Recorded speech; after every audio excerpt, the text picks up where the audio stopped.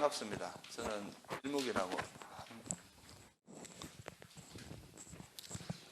일묵이라고 하는데요.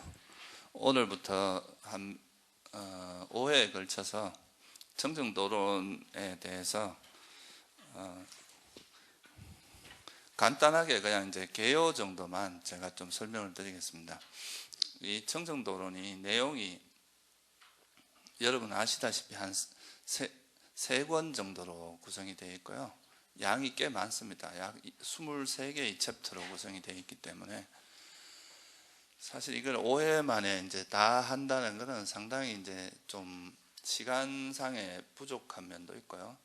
또 이 청정도론 여러분이 아시는 분은 아시겠지만 주로 아비담마라고 하는 그 이제 불교의 아주 교학을 체계적으로 정리한 이 아비담마를 좀 바탕으로 하고 있습니다.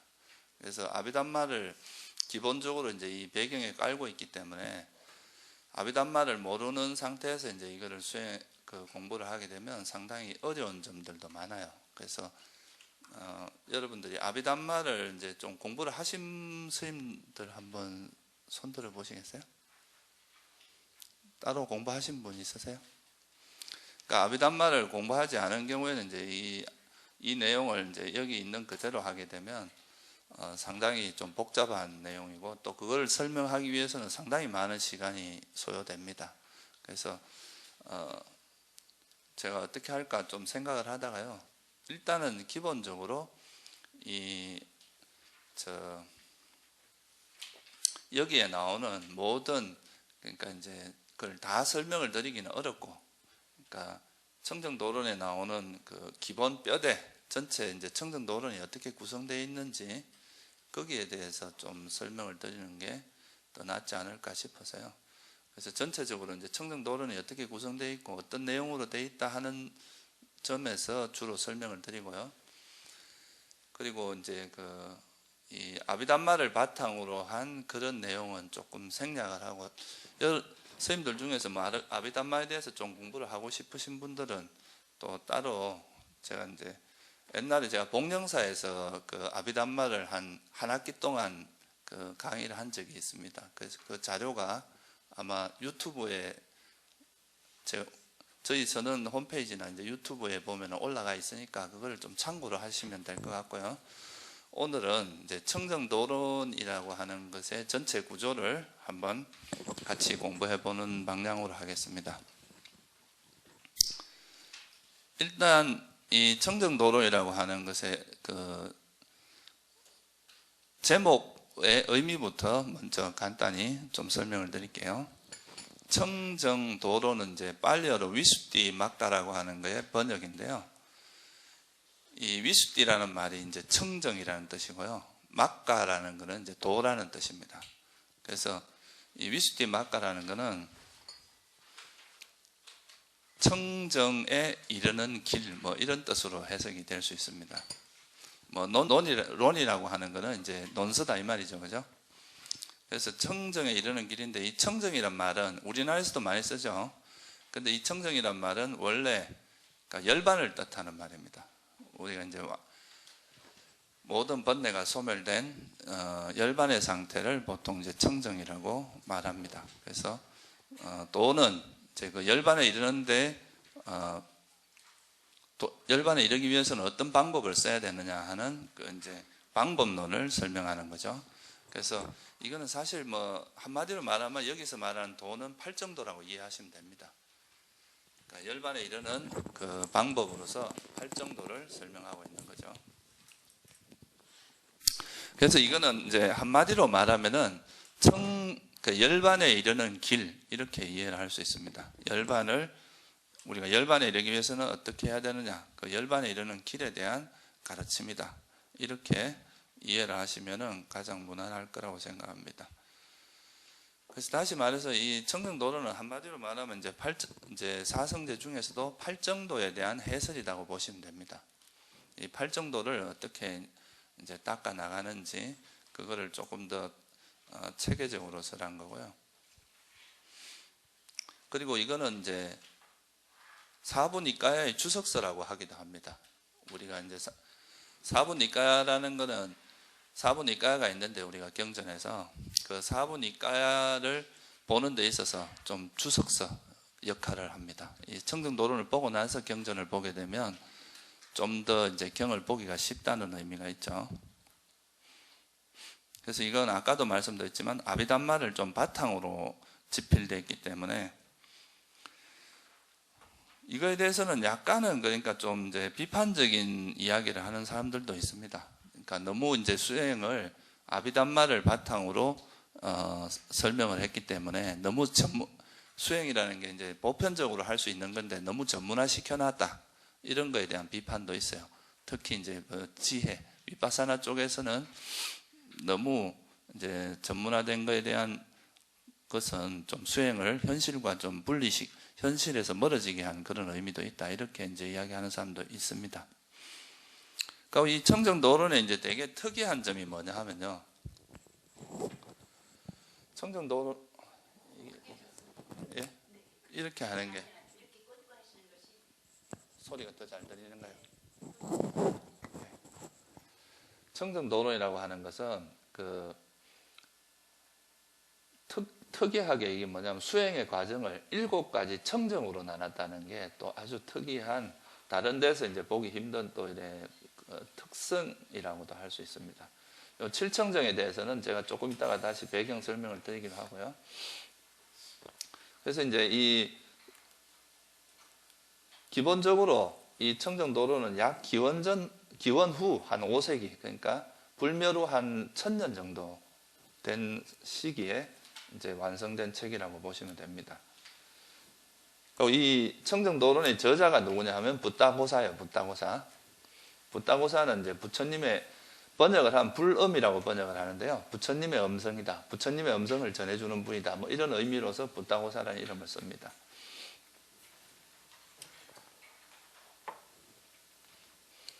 여기 제가 이제 한 2년 전인가 이게 알루비아란가 제가 이름을 좀 잊어버렸는데 여기 절이 어디냐 하면 그 폐역경이라고 아시죠, 그죠?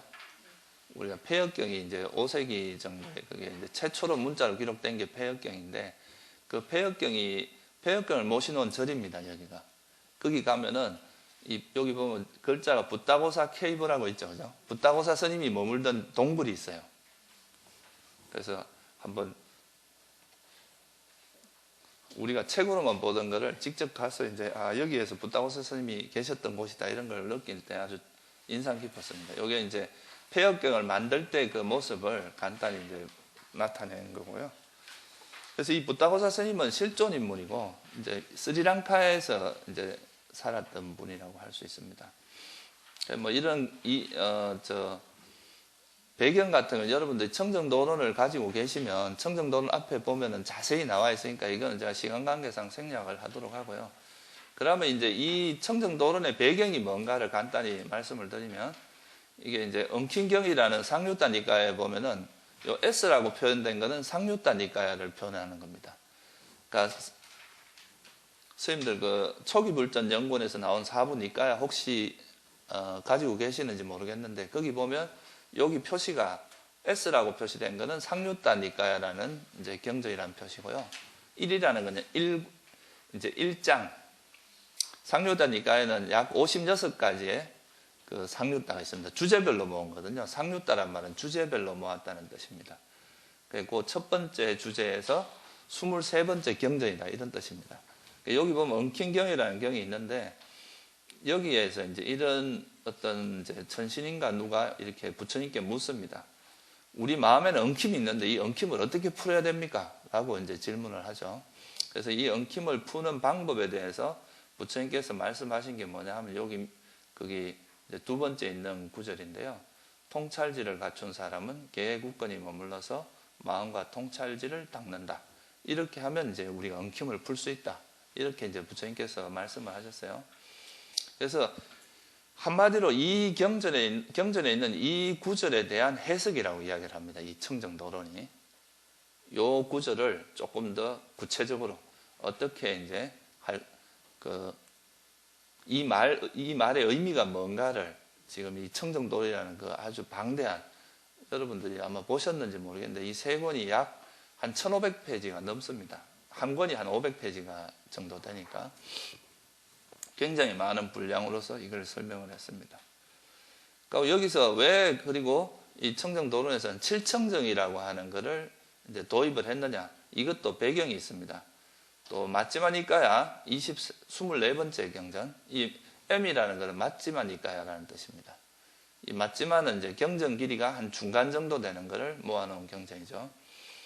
이 24번째 경에 보면 역마차 교대경이라는 경이 있는데, 여기 보면 사리붓다 존자하고 뿐냐 만따니 뿐따라는 존자는 이거는 빨리어 이름인데, 우리나라에서는 주로 부르나 존자로 많이 알려져 있죠.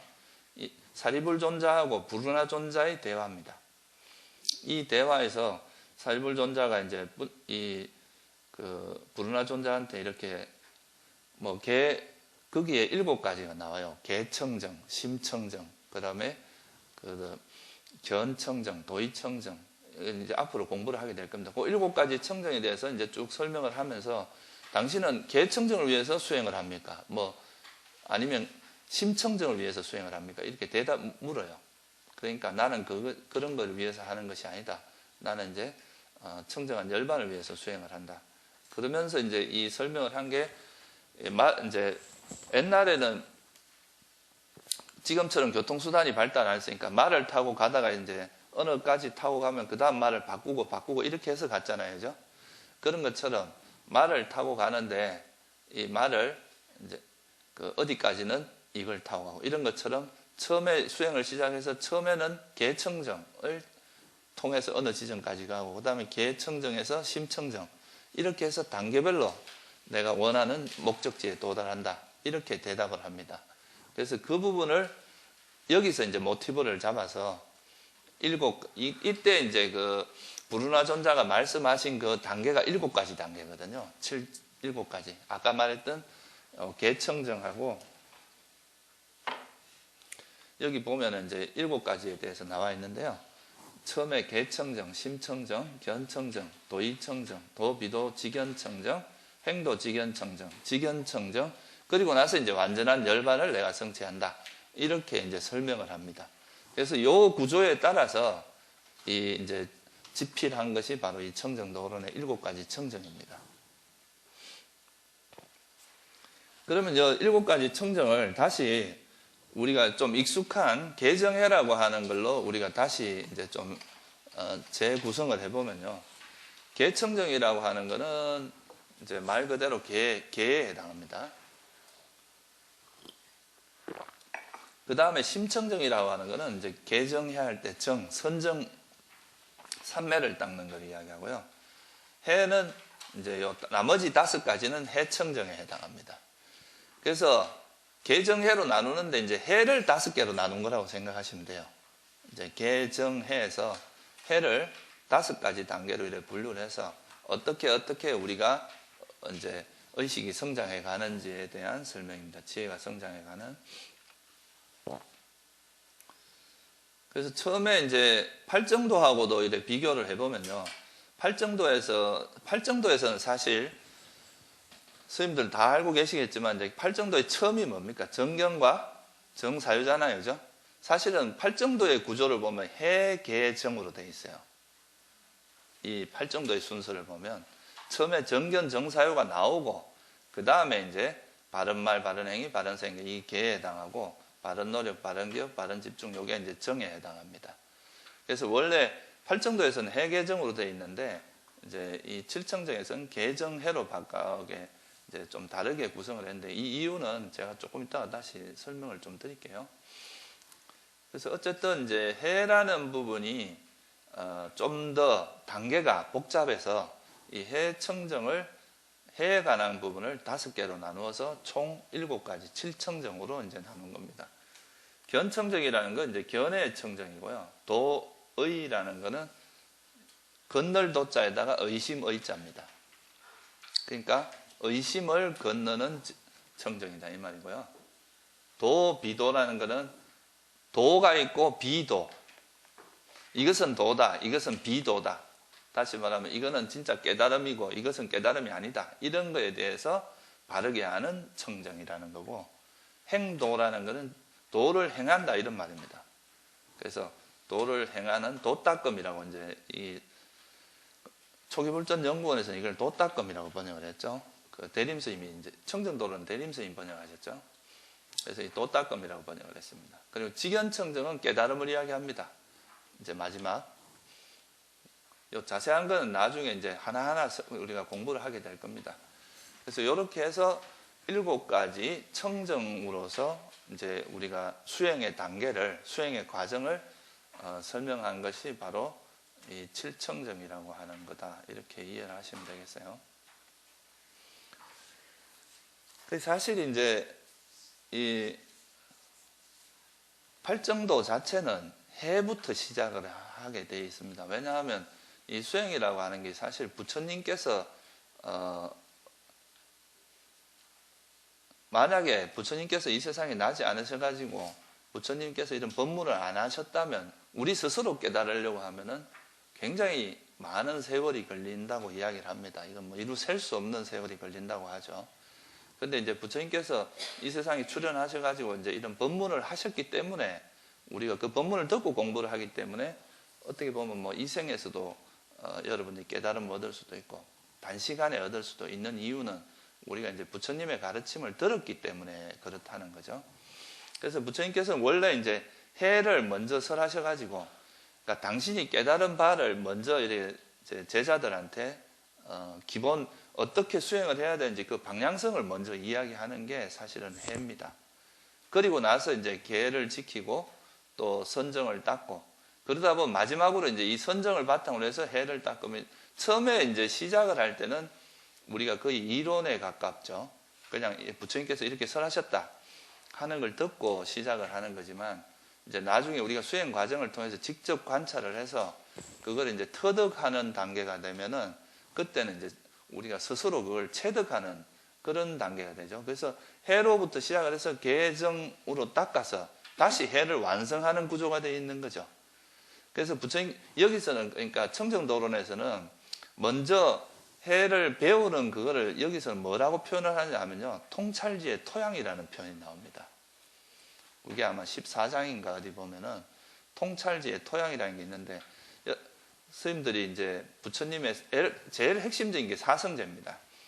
그 사성제라고 하는 가르침을 배워서, 이거는 일종의 이제 우리 그 농사를 지을 때 토지가 아주 비옥해야 그다 이제 씨를 뿌려도 좋은 열매가 맺을 거 아니에요, 그죠? 그래서 이제 이 씨를 뿌리기 전에 이 그 땅을 아주 비옥하게 만드는 과정이 이런 부처님의 담마, 법을 배우는 과정이라는 거죠. 그래서 그 해라는 걸로 먼저 이제 땅을 비옥하게 해놓은 다음에 계를 지키고 산매를 닦아서 다시 이제 그 이 비옥한 땅에다가 씨를 뿌리면 그 이제 깨달음이라는 열매가 맺어진다. 이런 구조인데, 청정도론에서는 그럼 뭐가 빠진 거겠어요? 앞에 이 부분을 통찰지의 토양이라는 부분을 해서 이렇게 좀 먼저 설하진 않고 앞에 이 부분은 다르게 말하면서 계정해 순서대로 말한 거죠. 이 통찰지의 토양이 일종의 해부터 시작한다는 의미가 됩니다. 그렇게 이해를 하시면 될 것 같아요. 원래는 이제 여기 처음에 이제 이 구절에서도 보면 부처님께서 이제 답을 하신 이 경전 구절을 보시면 처음에 뭐라고 되어 있습니까? 그 통찰지를 갖춘 사람은 이렇게 되어 있잖아요. 그냥 시작하는 게 아니잖아요, 그죠?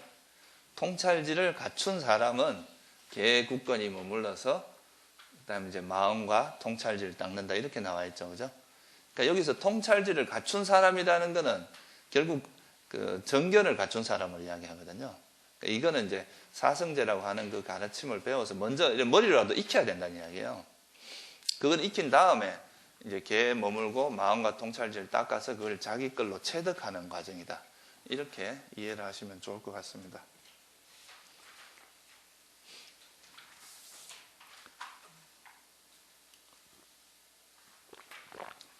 그래서 이제 이 불교 수행은 한마디로 말해서 그 부처님께서 이제 이 불교 수행을 말할 때 항상 당신이 이제 나는 그러면 외도들이 그런 걸 묻습니다. 당신은 뭘 가리키느냐? 응? 당신이 가리키는 뭐 우리나라 말로 하면 종지가 뭐냐? 이렇게 이제 말씀을 하면은 항상 하시는 말씀이 나는 괴로움과 괴로움의 소멸에 대해서 말한다. 이렇게 말씀하시거든요. 그러니까 부처님께서 법을 설하는 그 관점은 되게 분명합니다. 어떤 우리가 이래 세속적인 학문이라는 거는 그거를 했다고 해서 사실 자기 괴로움을 소멸해 주는 건 아니잖아요. 우리가 뭐 천문학을 잘한다고 해서 내 괴로움이 문제가 해결되는 것도 아니고 수학을 잘한다고 해서 그게 내 인생의 문제를 해결해 주는 건 아닙니다. 근데 부처님께서 이제 법문을 하실 때 그 어떤 명확한 기준은 뭐냐 하면 우리한테는 괴로움이 있잖아요. 그죠? 일단 생로병사하는 이런 괴로움도 있고 또 막 정신적인 갈등, 스트레스 이런 것도 있고 이런 수많은 괴로움들이 있는데 이런 괴로움의 정체가 뭔지를 첫째 알아야 돼요. 둘째는 이 괴로움을 그러면 어떻게 소멸할 것인가? 어떻게 이제 이 소멸한 상태가 있는지, 있다면 어떻게 할 것인지 이게 이제 되게 중요한 주제인데요. 그래서 이 주제가 이제 부처님께서 법문을 설하시는 가장 핵심적인 거라는 거죠.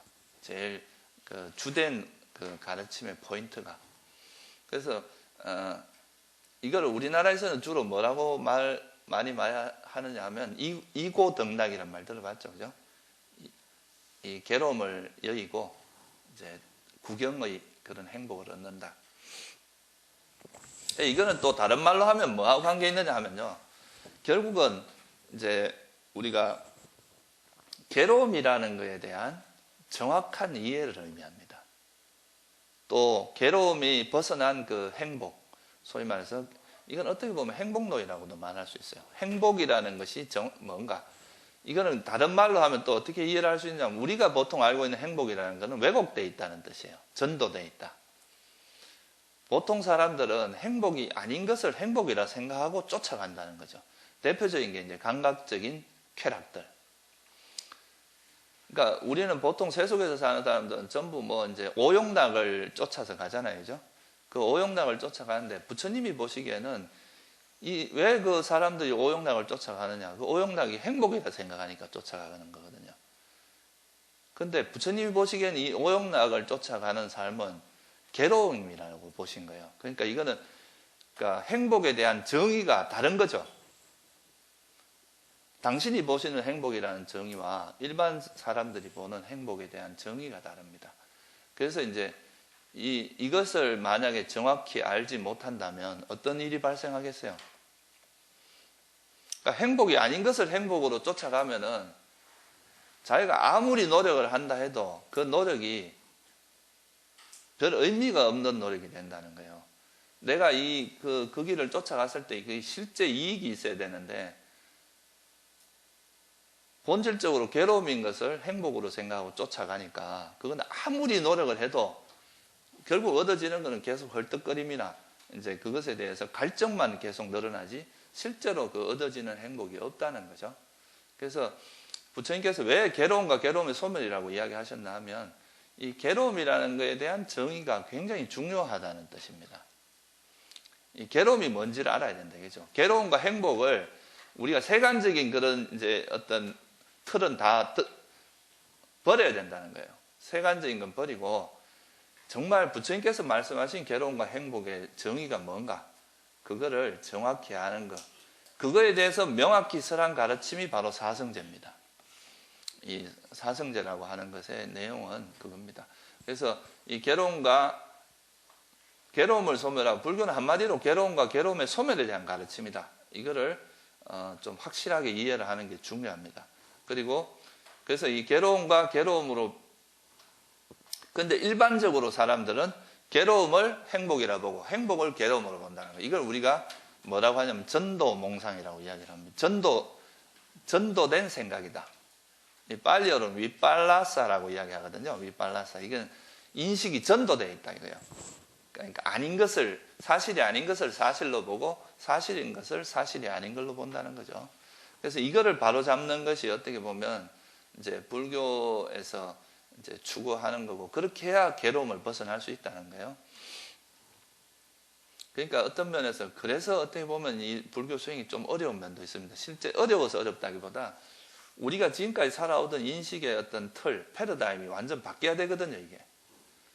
세속에서 우리가 지금까지 살아오면서 가져오던 인식의 틀과 이 수행자의 인식의 틀은 바뀌어야 되는데 그게 안 바뀐 상태에서 계속 이래 수행을 하다 보면 결국은 계속 겉도는 수행을 할 수밖에 없다는 거예요. 그래서 이거를 명확히 하기 위해서 부처님께서 뭐를 설했느냐 하면 바로 사성제를 설한 겁니다. 사성제라는 그 가르침을 설함으로써 여러분들이 어떻게 수행을 해야 된다 하는 것의 그 방향성, 명확한 방향성을 제시한 겁니다. 그래서 이 괴로움으로 보고 일하려면 결국은 뭘 해야 되냐면 우리가 이제 실상을 봐야 된다는 거죠. 우리가 보통 그 결혼하기 전에 사람들이 다 이제 사랑에 빠져 있을 때는 실상이 안 보이잖아요. 그죠? 다 이제 눈에 뭐가 씌어 있으니까.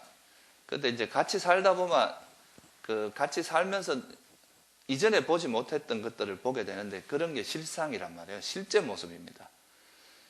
그런 걸 보게 되면 이제 자기가 이렇게 왜곡됐던 착각하고 있었던 것이 바로 잡히면서 이제 실제는 이런 거구나 하는 것을 알게 되는 것처럼 우리가 불교에서 보통 우리가 이제 세속에서 교육받고 이런 것들은 관념적인 것들이 많아요. 실제 우리가 확인된 것이 아니고. 근데 이것을 이제 실제로 확인하기 위해서는 뭐를 봐야 되냐면 소위 말하는 실상을 봐야 됩니다. 실제 모습을 봐야 돼. 그냥 관념적으로 우리가 막연히 그럴 거다 이게 아니라 실제 그 내가 생각하는 것의 그 실제 내용이 뭔가. 이거를 전문용어로 불교에서 뭐라고 하냐면 담마라 그럽니다. 법. 우리가 보통 법을 봐야 된다라고 이야기하는 것은 이런 실상을 봐야 된다는 뜻이죠. 이 실상을 보지 않으면 계속 그 껍데기만 맴돌게 되고 그 사물이 가지고 있는 본질을 보지 못하고 계속 주변만 뱅글뱅글 돌게 됩니다. 그러면은 이제 예를 들자면 아까 말했던 감각적인 쾌락도 겉으로 보면 어때요? 우리가 외형적으로 느낄 때는 그 쾌락을 느낄 때 분명히 즐겁잖아요.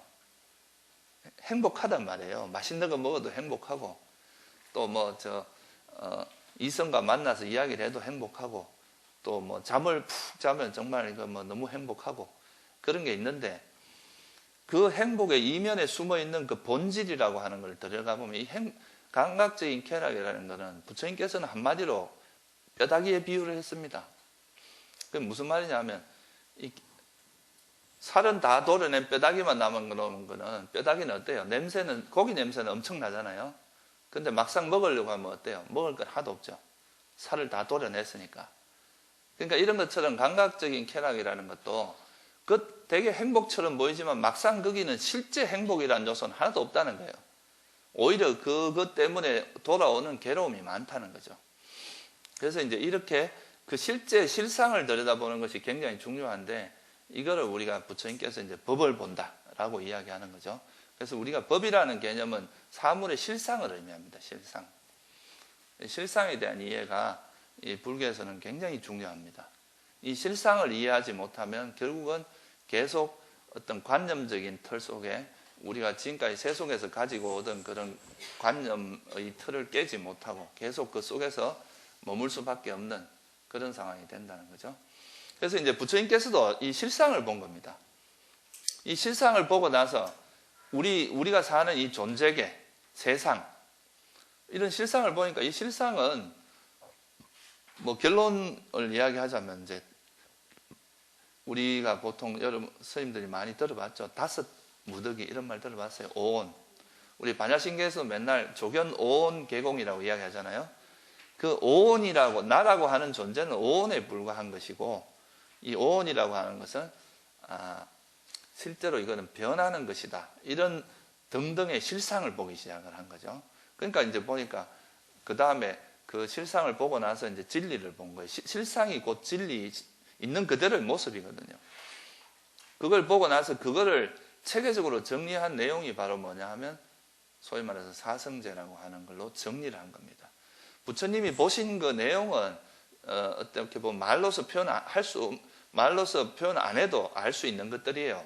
실제 모습이니까. 그렇지만 그거를 이제 제자들에게 법을 설해주고 또 다른 사람도 알게 하기 위해서 이거를 우리가 언어라는 그 세속에서 사용하는 언어를 이용해서 그걸 개념화하라 그러거든요. 이런 걸 그걸 이제 이거는 뭐다라고 설명을 해줌으로써 사람들은 그 언어를 따라가다 보면 그 실상을 볼 수가 있거든요. 그래서 이건 마치 뭐하고 같은 거냐 하면 이제 우리나라에서 그런 비유 많이 하죠. 달과 달을 가리키는 손가락이라는 이야기를 하잖아요. 이 달이 실상이라고 한다면 언어는 이 달을 가리키는 손가락입니다. 그래서 그 언어를 통해서 그 실상을 보게 하는 할 수 있도록 하기 위해서 설한 게 바로 뭐냐 하면 사성제입니다. 그래서 이 법이라는 것을 체계적으로 설한 것이 바로 사성제고요. 그래서 이 사성제라는 것을 여러분들 이 사성제 가르침을 모르면 사실 스스로 법을 보는 것은 부처님만큼의 오랜 세월을 여러분 스스로가 노력을 해야 돼요. 그래도 그게 그렇게 된다는 보장도 없어요. 가다가 또 엉뚱한 길로 갈지도 모르거든요. 그래서 이거는 이제 굉장히 정말 쉽지 않은 거거든요. 부처님께서 이 세상에 출현하는 것은 정말 희유하다고 경전에 나옵니다. 그래서 이런 부처님께서 우리는 다행히도 석가모니 부처님의 불법 시대에 태어난 것은 천운이라고도 할 수 있어요. 그래도 스님들이 전생에 지은 공덕이 많아서 이런 법을 만날 수 있었다고 할 수 있겠죠. 그래서 그런 법을 만났다면은 그 법을 의지해서 공부를 해야 된다는 거예요. 이 사성제라고 하는 걸. 그래서 이 사성제는 조금 이따가 제가 좀 부연해서 설명을 드리겠지만 이 사성제라고 하는 것은 괴로움이 뭔지를 첫째 말하는 거예요. 괴로움의 본질이 뭔가. 그 다음에 이 괴로움 왜 일어나는가. 이게 이제 괴로움에 대한 이야기고요. 그 다음에 괴로움의 소멸이 가능한가. 이 수학에서도 어떤 방정식이 있으면 이 방정식에 해가 있냐 없냐가 되게 중요합니다. 만약에 그 방정식에 해가 없다면 그 문제를 풀 필요가 없는 거예요.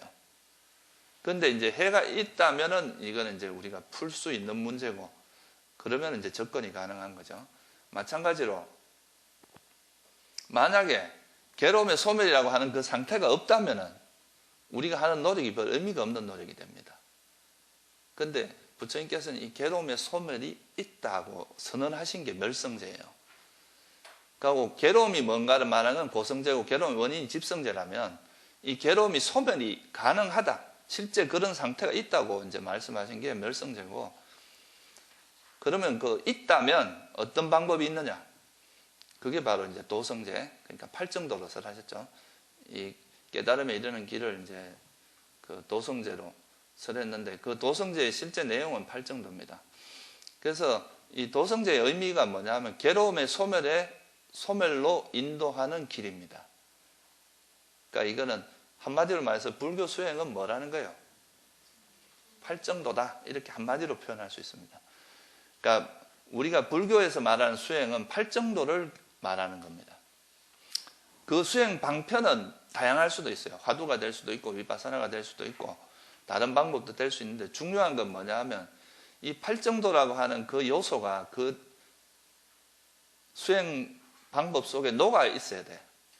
그러기만 하면 그건 사실 무슨 수행이라도 상관없다고 할 수 있습니다. 그래서 어쨌든 팔정도고 그래서 이 팔정도의 처음이 뭐냐 하면 정견입니다. 제일 먼저 나오는 게 정견이잖아요. 그러니까 수행을 할 때는 뭐가 바탕이 돼야 되느냐 하면 정견이 바탕이 돼야 된다는 거죠. 이 정견이 뭐예요? 정견이 바로 사성제에 대한 바른 이해를 정견이라고 합니다.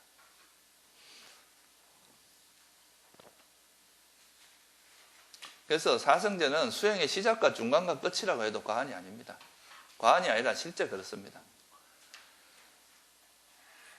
근데 이제 수행을 하는 분들이 만약에 사성제를 모르고 수행을 한다는 것은 이 수행을 하면서도 뭔가 방향성이 없이 수행을 하는 거나 비슷하거든요. 그래서 이제 이 정견을 중심으로 바른 견해라고 하는 이 정견을 바탕으로 해서 수행을 해야 모든 게 가능하다는 거죠. 그래서 그 경전에 보면 이런 구절들이 자주 나옵니다. 그러니까 바른 견해가 있으면 뭐가 있느냐 하면 바른 견해가 있어야 바른 사유가 있다. 바른 사유가 있으면 바른 말이 가능하다. 바른 말이 있으면 바른 행위가 가능하다. 그리고 바른 행동이 있으면 바른 생계가 가능하고 그게 있으면 바른 노력, 그다음에 기업, 바른 삼매. 이렇게 바른 삼매가 있으면 또 바른 지혜. 다시 말해서 다시 정견이 완성되는 쪽으로 가거든요. 이런 식으로 항상 설하는 것이 기본인데, 그러니까 바른 견해라는 것이 항상 바탕이 되어 있고요. 그 반대로 말하면 뭐냐면 일반적으로 사람들이 수행하는 건 바른 견해가 없으면 뭐가 있느냐면 사견이 바탕이 돼 있거든요. 사견이 바탕이 돼 있으면 그릇된 사유가 바탕이 되면 그릇된 사유가 일어납니다. 또 그릇된 말이 생기고 그릇된 행동. 그러니까 이 시작점에서 뭐로 되냐에 따라서 그 다음에 일어나는 것들은 전혀 다른 세계가 펼쳐지는 거죠. 그래서 우리가 수행을 하는 사람들은 반드시 바른 견해를 먼저 갖추고 그렇게 수행을 하는 것이 아주 바람직합니다. 이거는 여러분 스님들이 나중에 이제 니까야라고 하는 특히 이제 마찌마 니까야하고 상류단 니까야는 꼭 한번 읽어보세요. 그게 이제 불교의 아주 중요한 모든 가르침이 이제 다 나타나 있다고 할 수 있는 아주 중요한 경전입니다. 그런데 보면 다 기본이 그거예요. 이제 사성제에 대한 이야기입니다. 다 모든 가르침이. 그리고 이 팔정도 수행을 하다 보면 이제 기억이 확립된다. 이건 좀 스님들이 약간 생소한 이야기일 수도 있어요. 여기서 말하는 기억이 확립된다는 것은 우리나라 말로 좀 쉽게 말하면 습관화된다 이런 말을 할 수 있어요. 습을 들여야 된다 이런 말 하잖아요. 습을 들인다는 말은 무슨 말이냐 하면 여러분들 요즘 현대말로 하면 기억을 확립한다는 뜻입니다. 여러분들 어떤 행동, 행위나 이런 게 몸으로 익혀져서 나중에 그게 스스로가 뭐 이렇게 생각하지 않아도 저절로 일어날 정도로 습관이 된다 이런 뜻입니다. 이 수행을 통해서 기억이 확립되면 이제 경전에 보면 기억 확립이 완전하게 된 존재가 아란이라는 이런 말이 나옵니다. 이 기억 확립 수행이 다른 말로 하면 뭐냐 하면 사념처 수행입니다. 들어보셨죠? 대념처경에서 말하는 사념처 수행은 그거를 뭐 이제 이 부분에 대해서도 제가 조금 이따가 좀 부연 설명을 드릴게요. 그래서 이게 전체적인 흐름이 불교가 이제 처음에 그 불교의 목적을 명확히 알아야 돼요. 이게 소위 말하는 방향성이거든요. 우리가 왜 수행을 하는지를 알아야 돼요. 제가 이래 가끔 그런 이제 수행 프로그램 같은 걸 진행해 보면 가끔 사람들이 그런 질문을 하는 경우가 있어요. 이제 불교에서 자꾸 알아차림이라는 걸 많이 강조를 하잖아요. 그럼 왜 알아차려야 되느냐 이렇게 질문을 해요.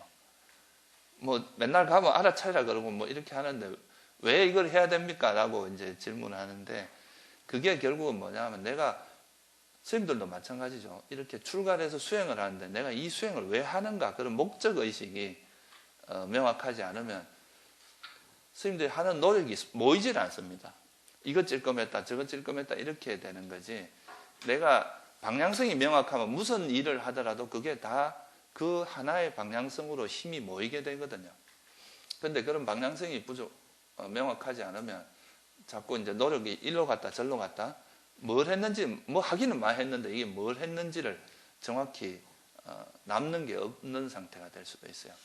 그래서 이런 방향성을 명확히 해서 그 수행이 어떻게 진행되는지 이거는 앞으로 이제 우리가 한 5번에 걸쳐서 공부를 하다 보면 이제 수행이 어떻게 진행이 돼서 깨달음에 이어지는지 이거는 이제 7청정의 과정을 공부하다 보면 이러이러한 단계를 거쳐서 우리가 이제 지혜도 성장하고 또 나중에 결국은 깨달음을 얻을 수 있구나 하는 것을 알 수 있게 될 겁니다.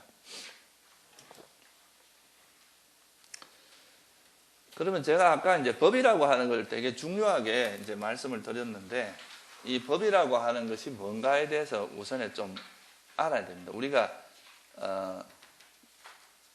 결국은 이 법이라는 것을 보느냐 안 보느냐에 따라서 깨달음이 가능하냐 가능하지 않느냐를 이제 가름할 수가 있거든요. 그래서 이 법이라는 의미가 뭔지를 한번 먼저 좀 알아보겠습니다. 혹시 그냥 맹물 좀 주시겠어요? 이 차를 먹으니까 또 목이 마르네.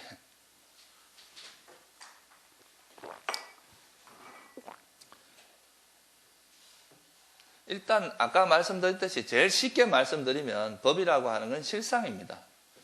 스님들이 이렇게 살아가면서 경험하는 그런 모든 것들이 다 실상에 들어가요. 그래서 그 실상인데 그 실상은 또 어떤 게 있느냐 하면 그 실상이라고 하는 것은 어떤 기본적으로 이거는 일어났다가 우리가 경험하는 것들이 선생님들이 살아오면서 이래 해보면 영원합니까? 영원하지 않습니까? 다 변하잖아요. 그죠? 그러니까 그 변하는데 이것이 일어났다가 이래 머물다가 사라지는 그런 과정을 거치는데 이게 일어났다 머물다 사라지는 그때까지에 뭐가 있느냐 하면 나름대로의 개별적인 특성을 가지고 있다는 게 있습니다. 이거를 이제 중국에서는 별상이라고 보통 번역을 했어요. 별상. 이런 말 들어봤죠? 그죠? 이 개별적인 상이다, 특성이다. 이렇게 표현합니다. 그게 무슨 말이냐 하면 예를 들어서 화가 났어요. 화가 났을 때 그 화가 이렇게 우리가 보통 화가 난다고 할 때는 사람들은 보통 내가 화를 낸다 이렇게 이야기하지만 실제로는 우리 마음에서 어떤 화라는 현상이 일어난 거거든요. 화라고 하는 심리 현상이 이렇게 일어난 건데 그것이 일어날 때는 이 화라는 심리 현상은 어떤 대상을 싫어하는 특성을 갖고 있어요. 이거를 우리가 별상이라고 한다는 거예요. 그러면 내가 만약에 어떤 아름다운 여인을 보고 거기에 대한 애욕이 일어났어요. 그러면 이거는 그때도 내 마음에서 어떤 대상을 집착하는 형태로 일어나는데 이 마음 상태는 특징이 대상에 집착하는 특성입니다. 이걸 우리가 별상이라고 이야기하죠.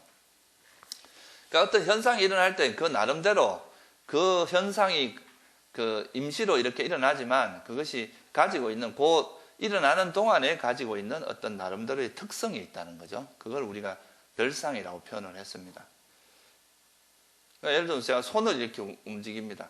그러면 이 손을 움직인다는 것도 이거는 사실 보통은 내 손이 움직인다 이렇게 말하지만 엄밀하게 하면 이 손이라는 물질이 이렇게 이동하는 거거든요. 그죠? 그러니까 이런 걸 우리가 뭐라고 하냐면 이거 이제 그 움직임이라는 특성을 갖고 있다고 이야기를 해요. 이거를 이제 불교에서는 뭐라고 이야기하냐면 풍대라고 이야기를 합니다. 이런 움직이는 특성을 가지고 있는 거를. 이런 식으로 우리가 이 세상에서 우리 경험하는 그러니까 현상들은 우리가 이제 편의상 사회적으로 이거는 뭐다 이름을 붙여놨어요. 그러니까 우리가 뭔가 대화를 하기 위해서는 이걸 손이라고 이름을 붙여야 되잖아요.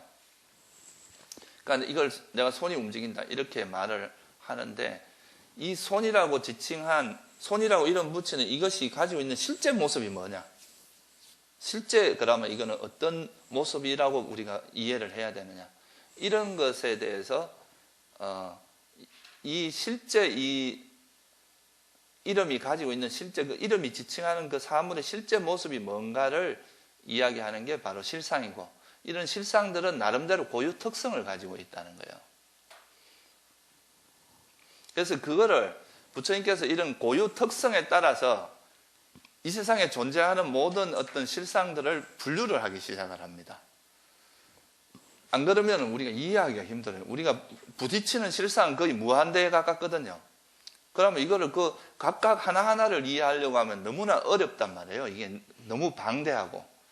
그래서 이거를 이제 좀 사람들이 이해하기 쉬운, 그러니까 또 아까도 말했지만 괴로움과 괴로움의 소멸에서 꼭 필요한 내용들을 이렇게 분류를 해서 이거를 이렇게 분류 작업을 하게 됩니다.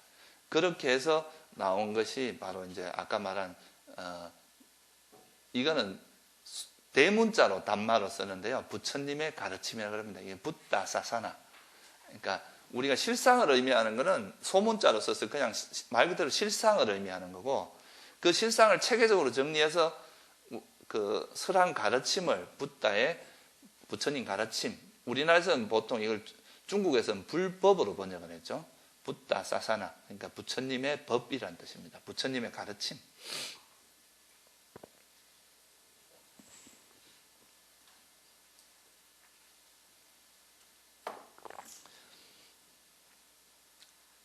그래서 실제로 이제 부처님께서 보신 거는 실상을 보신 거예요. 실상을 보고 난 다음에 이 실상을 우리가 이해하기 좋은 방향으로 이렇게 이제 소위 말해서 이런 걸 우리가 수학에서도 이런 거를 되게 이제 이런 게 되게 중요한 주제가 되는데요. 어떤 내용이 있으면 이 내용을 이렇게 적당한 그 단위로 이렇게 분류를 하는 거죠. 그래야 우리가 이해하기가 좋습니다. 그냥 예를 들어서 우리가 뭐 시계 그러면 시계의 종류는 무한대로 많잖아요. 근데 우리가 그 비슷한 거 보면 우리가 다 뭐라고 이름을 우리가 뭐라고 이해를 합니까? 시계라고 이해를 하잖아요. 그러니까 요거는 좋은 시계, 나쁜 시계, 뭐 고급 시계 이런 이야기를 하지만 전체적으로는 시계라고 이해를 하잖아요. 이렇게 이해를 해야 우리가 어떤 사물을 이해할 때 쉽게 우리가 전달할 수 있거든요. 시계 하나하나마다 만약에 다 따로따로 설명을 하려면 얼마나 이게 복잡해지겠어요. 그죠? 이런 거를 우리가 개념화 작업이라고 하고, 이런 거는 소위 말해서 언어라는 것을 가진 고등동물에게만 나타납니다. 일단 이런 하등동물한테 이런 게 불가능해요. 그래서 왜 닭대가리라고 하느냐 하면, 닭은 예를 들어서 제가 이 옷을 이래 입고 있다가 성복으로 갈아입고 나오면 다른 사람으로 인식합니다. 똑같은 사람을 인식을 못해요. 그냥 보이는 그대로밖에 인식을 못해요. 근데 고등동물은 어떻습니까? 옷을 갈아입든 말든 특징으로 인식을 하잖아요. 그러니까 예를 들어서 내가 이제 어떤 사람을 알았다 그러면 그 사람이 옷을 머리 모양을 어떻게 하든 옷을 어떻게 갈아입든 간에 저 사람은 누구다라고 이해를 할 수 있잖아요. 그런 게 이제 되게 그 인식의 유연성이 있어서 그렇거든요.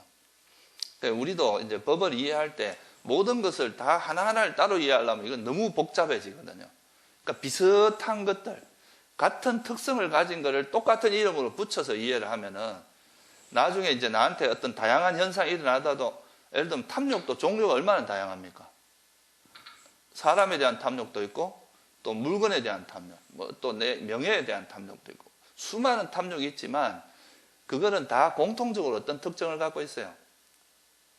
대상에 이렇게 딱 집착하는 특성을 갖고 있거든요. 이런 특성을 가진 것은 다 뭐라고 이름하는 거예요? 탐욕. 이게 바로 부처님께서 하신 개념화 작업이에요. 무슨 말인지 이해가 되시죠? 그죠?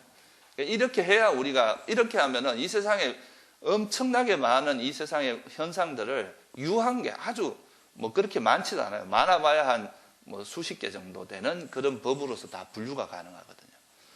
이게 사실 스님들은 감이 잘 안 잡힐 수도 있는데, 저같이 이제 수학을 전공한 사람들 이런 분류가 얼마나 힘들다는 걸 알아요. 예, 그게 다 그런 겁니다. 예, 그렇게 부처님이 하신 거는 그보다 좀 더 간단한데 나중에 후대에 좀 더 명확하게 이렇게 분류를 한 거예요. 그래서 5의 75법, 유식에 가면 5의 100법으로 바뀌고, 지금 남방, 그러니까 상자부 아비담마에서는 4위 72법입니다. 조금씩 달라요, 각 부파마다. 근데 이게 사실 수학에서 어떤 특정한 분야에서 요거는 요러한 것들로 분류할 수 있다, 이렇게 하기만 해도 노벨상 땀입니다. 어떤 특정한 조건을 만족하는 것 내에서도. 근데 부처님은 이 세상에 존재하는 모든 세계를 유한계로 분류를 한 거거든요. 이건 진짜 어마어마한 일입니다. 그래서 그 나가세나 존자가 이 부처님께서 이 정신세계를 이제 예를 들면 그 아비담마 이런 데서 정신세계를 이게 마음을 나눌 때 거의 한 50몇 개 정도로 나눠지거든요. 이게 부파마다 다른데 이제 남방 아비담마에서는 51개로 나누어져요. 근데 이거는 마치 뭐와 같으냐 하면 바닷물을 이렇게 한번 든 다음에 이 바닷물이 요거는 요 부분은 한강에서 온 물이고 요거는 낙동강에서 온, 이렇게 분석하는 것만큼 어렵다는 거예요. 그 정도로 이 정신세계를 그렇게 이제 나눈다는 것이 어마어마하게 어려운 일인데, 이제 그거를 우리는 듣고 부처님의 가르침 이걸 의지해서 하면은 그걸 우리도 그렇게 할 수 있다는 거죠. 근데 이런 걸 모르고 하면은 내가 뭘 하는지를 모르고 할 수 있다, 이 말이에요. 그래서 이 법이라는 것은, 그러니까 어떻게 보면 모든 실상들은 개별적인 특성을 가지고 있어요. 근데 그 개별적인 특성 중에서도 이렇게 뭐 좀 더 근원적인 게 있을 거 아니에요, 그죠? 가장 근원적인 특성으로서 이렇게 같은 것끼리 분류를 해서 그렇게 나눈 것이 바로 이제 이 우리가 법의 체계, 뭐 72법이다, 또는 뭐 75법이다, 100법이다 하는 게 바로 그런 뜻입니다. 그 공통적인 특성에 따라서 분류를 하면 그 정도로 이 세상에 존재하는 모든 법을 72가지 또는 75가지, 많게는 100가지로만 해도 다 분류가 가능하다는 거예요. 그게 이제 우리가 소위 말해서 그 분류한 이름은 뭐가 되겠어요? 소위 말해서 개념이 됩니다. 그 개념이 지칭하는 실제 내용은 뭐가 되겠어요? 그게 법입니다. 실상이고. 그래서 우리가 단마는 그 실상 자체를 이야기하는 거고요. 그 실상에 붙여진 이름을 우리가 뭐라고 하냐면 개념이라고 합니다. 이게 빠냐띠라 그러죠. 이런 말 들어보셨을까요? 이 빠냐띠를 중국에서 뭐로 번역을 했느냐 하면 가설로 번역했습니다. 이런 말 들어봤죠? 가라는 말.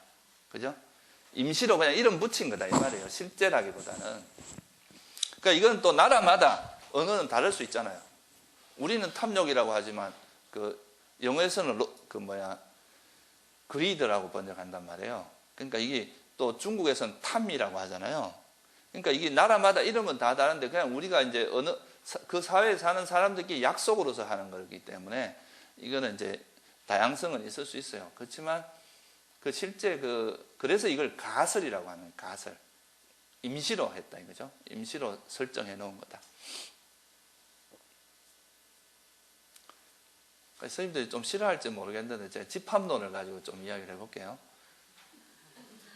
그러니까 예를 들어서 대상을 싫어하는 특징을 가진 모든 실상들, 정신현상들을 다 모아요. 그걸 하나의 집합으로 만듭니다. 이 집합 안에 다 속하는 거죠. 그러면 그 집합의 이름을 우리가 뭐라고 붙이냐면 성냄 또는 화, 빨리어로는 도사라고 합니다. 도사. 이 도사라고 이름을 붙입니다. 그러면은 우리가 수많은 현상을 경험하는데 그 중에서 대상을 싫어하는 쪽으로 나타나는 건 다 뭐라고 우리가 알 수가 있겠어요? 아, 이건 도사구나, 화구나. 그래야 우리가 그 상황을 이해할 수 있다. 구체적인 거는 사람마다 경험하는 건 다를 수 있지만 그것의 이름은 화인 거예요. 이게 개념입니다. 그러면 그 집합 안에 속한 원소는 뭐가 되겠어요? 그게 법이고 실상입니다. 그러니까 우리가 경험하는 모든 실상들이 있는데 그 실상들 중에서 대상을 싫어하는 특징을 가진 것은 전부 이름하여 뭐라고 붙인다는 거예요? 화라고 이름 붙이라. 그리고 만약에 대상을 집착하는 특성을 가진 심리현상은 전부 뭐라고 붙인다는 거예요? 탐욕. 그러니까 지금 스님들이 탐욕, 성냄이라고 이름을 쓰고 있지만 그 속에 숨어있는 뜻은 그런 거란 뜻이에요. 무슨 뜻인지 이해가 되시죠? 그죠? 이렇게 이해를 하면은 그러면 이제 이름이 탐욕이라는 이름은 말 그대로 손가락입니다. 그러니까 그 탐욕이 가리키는 실제 내용인 내가 실제 나한테 일어나는 이 화 또는 집착 이건 뭐가 되겠어요? 그게 법입니다. 그게 소위 말해 달이에요. 우리가 손가락은 이름은 손가락이라고 비유를 할 수 있고 그러면 우리가 수행을 할 때는 뭘 봐야 되겠어요? 이름만 갖고 노는 거는 이게 소위 말해서 학문입니다. 이런 학자들은 이런 관념을 가지고 보통 근데 물리학 같은 건 실제로 이제 그런 관찰 실험을 하죠. 이런 걸 실험 물리학이라고 하고요. 말 그대로 그 딱 논리적인 구성만 가지고 하는 걸 이론 물리학이라고 하는데 좀 달라요. 그러니까 우리 같은 경우 수행은 실제 이제 여러분 스님들 마음에 일어나는 그런 실제 현상들을 관찰을 해야 돼요. 그거를 이제 부처님 가르침으로 정리하는 작업이 돼야 되지. 그냥 이 이론만 갖고 놀면 그건 자기하고 전혀 동떨어진 이야기가 되거든요. 그러니까 수행이라는 건 자기 문제를 관찰하는 것부터 시작되는데 일단은 이런 개념을 알아야 된다는 거죠. 그래서 이제 예를 들자면 부처님께서 이제 이런 우리한테 일어나는 그런 우리 마음을 괴롭게 하는 요소를 크게 나누면 한 14가지로 아주 세세하게 분류를 했습니다. 탐욕에 관련된 거는 자만, 사견 이런 거고 성냄에 관련된 거는 질투, 인색, 후회 또 어리석음에 관련된 거는 들뜸 그 다음에 양심 없음, 수치심 없음 그 다음에 의심 그 다음에 해태, 혼침 이런 것도 탐욕과 성냄에 관련된 겁니다. 이렇게 해서 총 14가지로 이제 분류를 했는데 적어도 스님들이 딴 건 몰라도 이건 정확히 아셔야 돼요. 그래야 내가 지금 살다가 화가 일어나면 화가 일어난 줄 알아야 되거든요. 또 집착이 일어나면 집착이 일어난 걸 알아야 되는데 어떤 현상이 집착인지 이런 걸 모르면 그게 가능합니까? 안 합니까? 그러니까 그걸 알아야 되는데 그걸 모르는 걸 우리가 뭐라고 합니까? 그걸 불교에서 무명이라 하고 어리석음이라 하는 거예요. 그러니까 내가 예를 들어서 탐욕이 일어났는데도 탐욕이 일어나는 걸 모르는 걸 어리석음이라 한다 이거예요. 탐욕의 원인을 모르는 거 이것도 어리석음에 해당합니다.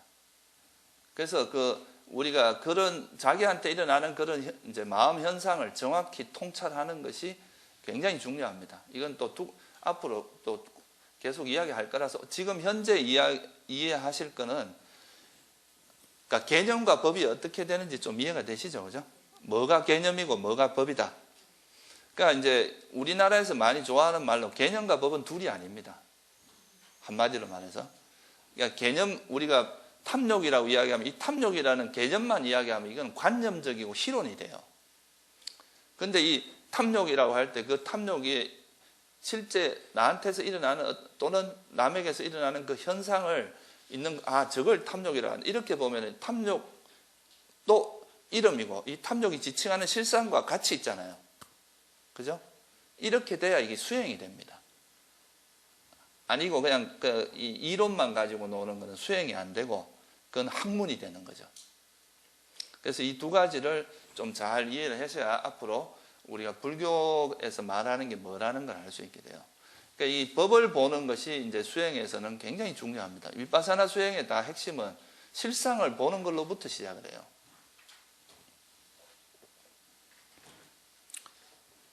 그러면 이거는 이제 좀 넘어가고요.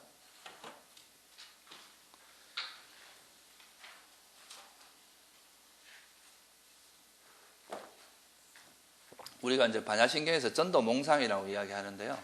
이 전도라는 말이 위빨라사의 그 전도라고 할 때 그 전도가 위빨라사라고 하는 거에 번역합니다. 이 빨리에서 위에 이래 바가 있는, 짝대기가 있는 거는요, 길게 발음하라는 뜻입니다. 이게 장음, 단음 이런 뜻이에요. 그러니까 위빨라사예요. 라사. 이게 이제 빨리어는 그 구전으로 전해진 거기 때문에 발음이 다르면은 다른 언어가 돼버립니다. 그래서 발음을 정확히 하는 게 좋아요. 그래서 전도라는 건 아까 말했듯이 영원하지 않은 것을 영원하다고 보는 거, 이런 게 이제 전도 몽상이죠. 그러니까 자아가 없는데 내가 없는데 내가 있다고 보는 거, 그 다음 괴로움인데 행복으로 보는 거, 이런 게 전도 몽상이라고 합니다. 그런데 이런 전도가 주로 왜 발생하느냐? 우리가 개념이라는 거는 실제 하는 건 아니잖아요. 그냥 편의상 붙인 이름이란 말이에요. 그죠? 근데 이 편의상 붙인 이름이 자꾸 반복되다 보면 사람이 여기에 집착이 달라붙습니다.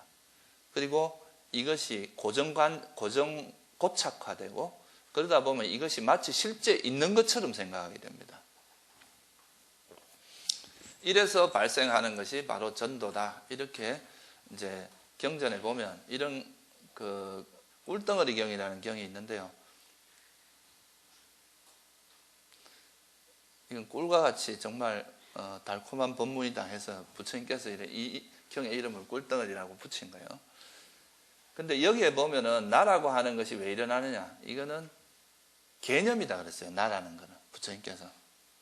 그러니까 우리가 마음이 만들어낸 관념이라는 거죠. 이것도 이제 앞으로 공부를 하면서 차차 알게 될 겁니다. 근데 중요한 거는 이제 나라고 하는 것을 처음에는 사람들이 그냥 별로 그 나라는 개념이 없는데, 예를 들면 이제 이런 거 있잖아요. 어린애가 처음에는 뭐 나라는 개념이 없다가도 계속 자기 이름이 불려지고 또 거울을 쳐다보면서 자꾸 이걸 나와 동일시하는 거예요. 거울에 비친 내 모습을. 그렇게 하다 보면 이거 점점 나 이렇게 하는 개념들이 강해되면서 실제 나가 그냥 편의상 우리가 나라고 이름을 붙인 거고 일묵이라고 이름을 붙인 건데, 나중에는 일묵이라는 실체가 있는 것으로 착각한다는 거죠. 그래서 그거를 우리가 우리나라에서 주로 아상이라는 표현을 쓰죠. 그죠? 나라는 인식이고 막 실제 하는 것처럼 돼버린다는 거죠. 실제로는 그게 하나의 인식인데 이것이 마치 실체화된다는 거예요. 그런 것이 바로 이제, 그래서 이 개념이 유용한 면도 있어요. 개념이 없으면 우리가 대화를 할 수 없잖아요. 뭔가 전해줄 수도 없고. 그런데 이 개념이라는 것이 자꾸 반복되다 보면 이 개념이 하나의 실체화돼 가지고 나중에는 마치 실제 있는 것처럼 될 수 있다는 거죠. 그래서 이런 거를 바로잡기 위해서는 결국 뭘 해야 되느냐? 법을 봐야 된다는 거죠. 이 개념이 지칭하고 있는 그 실상이 뭔가를 보면은 이런 개념에 빠져들지 않는다는 거죠. 그래서 이 법을 본다는 것이 굉장히 중요한 요소로 작용을 합니다. 실제 나라고 하는 것도 계속 관찰해 보면, 나라고 하는 건 물질과 정신현상 또는 그 다섯 무더기, 물질, 세고, 색수상행식이라고 하는 오온으로 구성되어 있고, 이 오온이라는 건 계속 변한다는 걸 관찰할 수 있습니다. 근데 이제 이거를 그런 실상에 대한 이해가 없이 계속 나라는 개념에만 빠져 있다 보면 정말 나라는 것이 뭔가 있는 것처럼 착각한다는 거예요. 그래서 이 법을 보는 것이 바로 이런 전도를 벌이는 데 있어서 아주 중요한 요소다.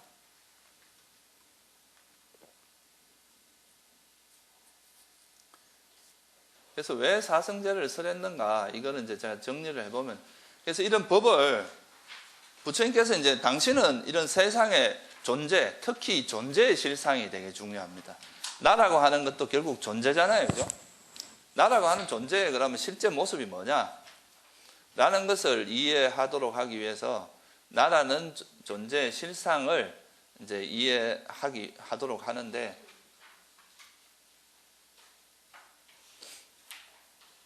어떻게 할까요? 한 1시간 하고 10분 쉬고, 그리고 또 제가 남는 시간에 질문할 시간을 잠깐 드릴게요. 한 2시간 반, 이게 그 정도, 한 30분 정도는 만약 스님들이 궁금한 거를 질문할 시간을 드리고요. 앞에 1시간 정도 하고 좀 쉬었다가 1시간 하고, 그 나머지 시간은 질문 시간 드리겠습니다.